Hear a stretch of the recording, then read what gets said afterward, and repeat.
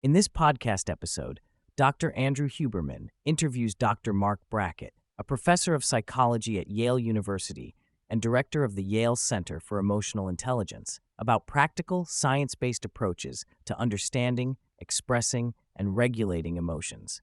Their wide-ranging conversation covers foundational concepts of emotion regulation, the importance of mindsets toward emotions, gender differences in emotional expression, developmental influences, and how emotion skills impact relationships, leadership, and overall life effectiveness. This episode emphasizes emotional intelligence as a set of actionable life skills rather than vague notions of feeling more or less, highlighting tools to navigate everyday emotional challenges. Dr. Brackett frames emotion regulation as using one's emotions wisely and intentionally to attain life goals. He introduces a formula describing emotion regulation as goals plus strategies functioning within the context of the emotion experienced, the individual involved, and the situational context. Central to this is the prime model of goals: prevent unwanted emotions, reduce difficult ones, initiate desired feelings, maintain positive states, and enhance emotions when beneficial. He stresses that what works for regulating anxiety might differ radically from strategies effective for anger or worry, depending on the person's individual traits, background, and the immediate environment. The process is thus highly contextual and tailored rather than one-size-fits-all. One core misunderstanding addressed is the belief that emotion regulation means suppressing or eliminating feelings. Dr. Brackett clarifies that it often means adopting a new relationship with emotions, acknowledging them without necessarily acting on or being overwhelmed by them. Using examples from his own experience with anxiety, he highlights the importance of allowing emotions to be present without obsessively monitoring them throughout the day, which would be unproductive. Instead, emotions usually reside in the background until a triggering event activates a reaction that then requires intentional regulation to respond effectively. Dr. Huberman and Dr. Brackett explore the relationship between self-awareness and emotional regulation, noting tensions that can arise between being introspective and fully engaged in the moment. They discuss how individuals can develop a mindset that embraces all emotions as neither inherently good nor bad, but as signals offering information about one's environment and priorities. For example, anxiety can signify concern for meaningful outcomes rather than simply an unpleasant state. Shifting from a judgmental stance toward emotions to a curious, accepting approach is fundamental for effective regulation.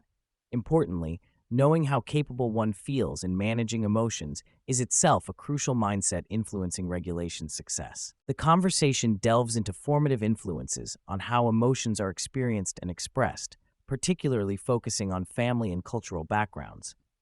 Dr. Brackett shares how early experiences shaped his complex relationships with happiness and anger, including the patterns of emotion modeling he observed in his family. Gender emerges as a significant factor, with emotional norms socializing boys and girls differently. Boys are often taught to suppress vulnerable emotions like sadness or shame, while anger may be more readily expressed, but also often suppressed or channeled adaptively or maladaptively. These childhood lessons have lifelong consequences on emotion regulation capacity and identity. The episode gives special attention to challenges surrounding emotional expression among boys and men. Persistent cultural stereotypes label emotionality, especially vulnerability, as feminine and weak, creating barriers to healthy emotional communication for many males. The fear of stigma, including homophobia, contributes to suppression, denial, or aggressive expressions of emotion. However, research shows if provided with supportive environments and language around emotional intelligence, younger generations of boys demonstrate more openness to expressing vulnerability and managing emotions constructively. This highlights the critical role of systemic education and cultural shifts in transforming gendered emotional norms. Dr. Brackett underscores how emotional intelligence work in schools can redefine norms around feelings for children of all genders. Through structured programs that teach vocabulary for emotions, role-play strategies for managing interpersonal conflicts, and encourage empathy, schools can create environments where sharing emotional experiences is normalized and effective coping skills are developed. This early training counters societal messaging that emotions are burdensome or to be hidden, fostering better long-term outcomes in friendships, learning, and leadership. The concept of calibration, how much, when, and where emotions are expressed, is addressed as essential for social functioning. Dr. Brackett explains the difference between experiencing an emotion and displaying it appropriately in a given context, whether in a workplace, relationship, or public setting. For example, frequent or intense public sadness may cause others to question a person's ability to cope with future challenges. Leaders particularly benefit from modeling vulnerability, accompanied by strategies such as sharing feelings alongside actions taken to manage them, which inspires trust while maintaining functionality.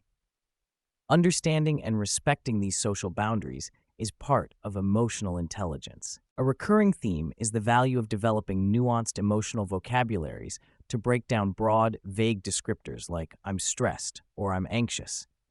Dr. Brackett details distinctions between related feelings, such as anxiety, stress, fear, and pressure, and underscores how these differences guide the selection of specific regulation strategies.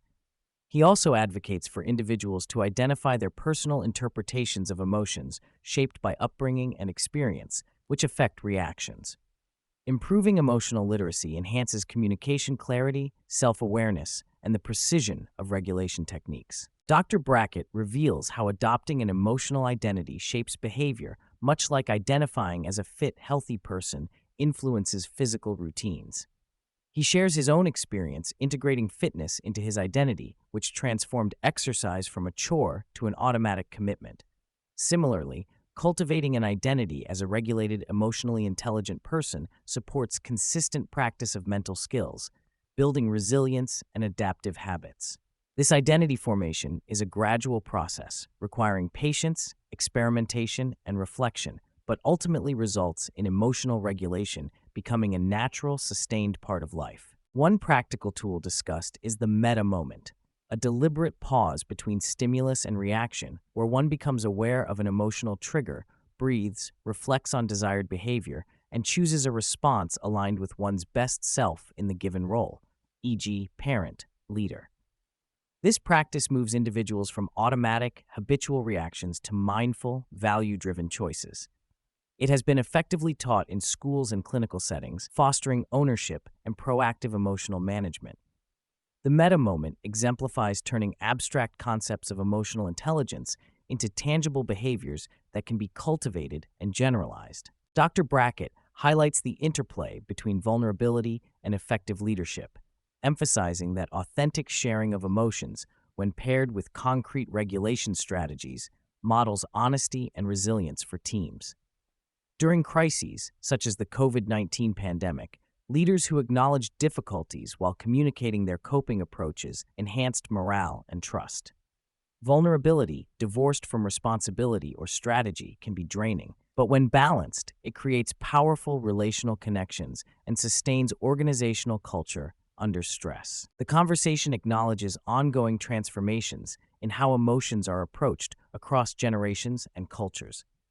Younger people in environments where emotional literacy is taught display more openness to sharing feelings and addressing difficult emotions constructively. Yet, there remain wide disparities in societal messaging, norms, and acceptance, complicating the emotional landscape.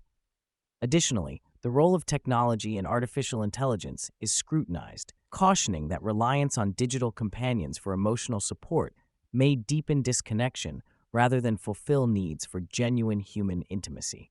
Dr. Brackett advocates for establishing a common nomenclature and system for emotional intelligence comparable to widely accepted concepts in physical health, such as sleep and nutrition. A shared language allows educators, parents, employers, and individuals to operate from aligned frameworks, facilitating clearer communication, training scalability, and societal progress in emotional well-being. Standardized tools and curricula enable measurement and reward of emotional competence, thereby incentivizing its development and integration. The episode touches on the complex dynamics surrounding emotional expression and regulation in professional and societal contexts. People may mask emotions, struggle with overload, or misinterpret others' emotional displays, affecting collaboration and leadership. Generational differences further complicate expectations of emotional openness and resilience. Dr. Brackett's research shows that leaders who practice self and co-regulation create work environments with reduced burnout and higher satisfaction. He calls for emotional intelligence to be recognized as a core skill essential for navigating today's multifaceted social and professional demands. Beyond mindfulness and breathing techniques, Dr. Brackett stresses the importance of integrating lifestyle factors, sleep, nutrition, exercise, social connection, into emotional regulation. Physical well-being supports neural and psychological capacities for managing emotions. Reflecting on personal routines and intentionally balancing effort and rest are necessary components of sustained regulation. The process involves phases of learning, practice, setback, and identity reinforcement, requiring consistent commitment without overwhelming pressure. A powerful insight is that understanding others' stories fosters empathy and reduces judgment, which are foundational to emotional intelligence. Dr. Brackett relates how exposure to personal narratives can shift previously held biases or preconceptions, promoting curiosity and civil discourse, even amid disagreement. Cultivating this openness is critical in polarizing times and supports more effective communication and regulation at interpersonal and societal levels.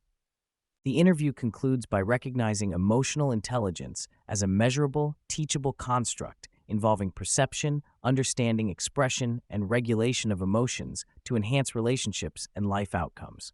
It requires courage, lifelong learning, and scientific inquiry into one's own emotional patterns and assumptions. As the field advances and public understanding grows, Dr. Brackett envisions emotional intelligence becoming as fundamental as physical fitness, empowering individuals and communities to thrive amid complexity.